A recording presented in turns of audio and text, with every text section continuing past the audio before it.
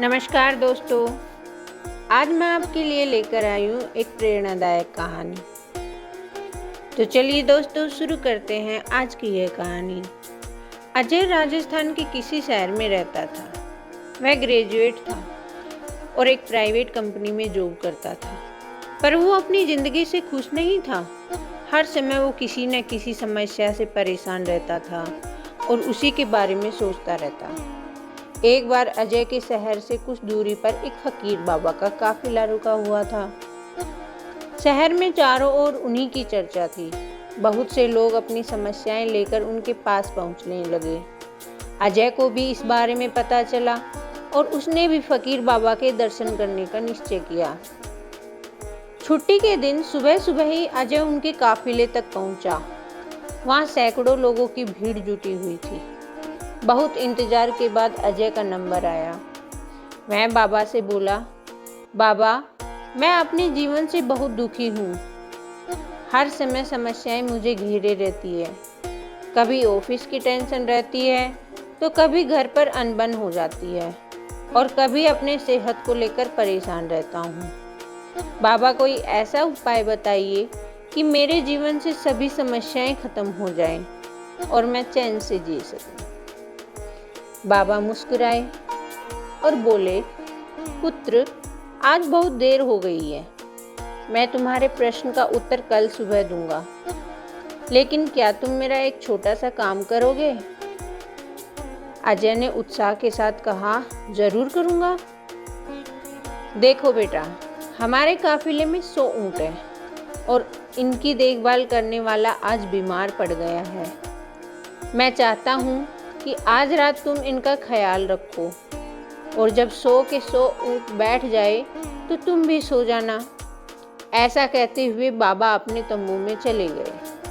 अगली सुबह बाबा अजय से मिले और पूछा, कहो बेटा, नींद अच्छी आई?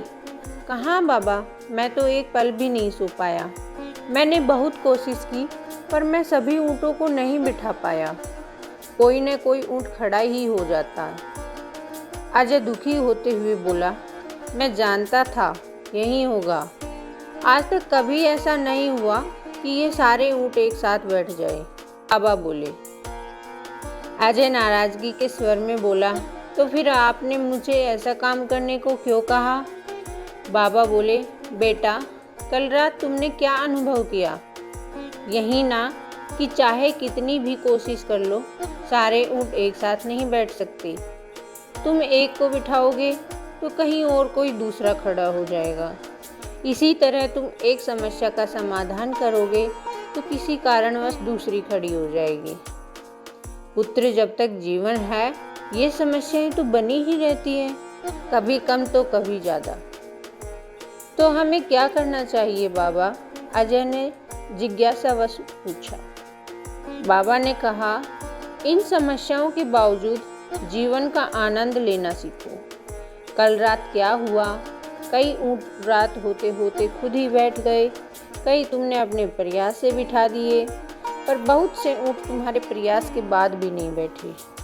और जब बाद में तुमने देखा तो पाया कि तुम्हारे जाने के बाद उनमें से कुछ खुद ही बैठ गए। कुछ समझे? समस्या भी ऐसी ही होती है, तो अपने आप ही खत्म हो जाती है। कुछ को तुम अपने प्रयास से हल कर लेते हो और कुछ तुम्हारे बहुत कोशिश करने पर भी हल नहीं होती। ऐसी समस्याओं को समय पर छोड़ दो, उचित समय पर वे खुद ही खत्म हो जाती है। और जैसा कि मैंने पहले कहा, जीवन है तो कुछ समस्याएं रहेंगी ही रहेंगी, पर इसका ये मतलब नहीं कि तुम दिन रात उन्हीं के बारे में सोचते रहो। ऐसा होता तो ऊँटों की देखभाल करने वाला कभी सो नहीं पाता। समस्याओं को एक तरफ रखो और जीवन का आनंद लो, चैन की नींद सो। जब उनका समय आएगा वो खुद ही हल हो जाएंगी। पुत्र, ईश्वर के दिए हुए आशीर्वाद के लिए उसे धन्यवाद करना सीखो। पीड़ाएं खुद ही कम हो जाएंगी। फकीर बाबा ने अपनी बात पूरी की। तो दोस्तों, यह थी मेरी आज की कहानी। अच्छी लगी हो तो लाइक करें और चैनल को सब्सक्राइब करना ना भूलें। धन्यवाद दोस्तों।